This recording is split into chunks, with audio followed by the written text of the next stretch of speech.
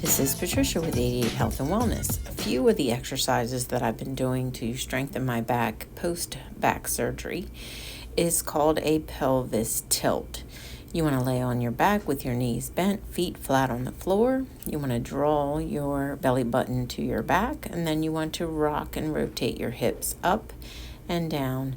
Now, this little simple movement looks like it's pretty easy, but when you've had back surgery or if you have low back problems, you'll notice that it is pretty uncomfortable to do at first. Get some good stretches. Then you are going to progress into a bridge. Now, this bridge, you want to be on your heels.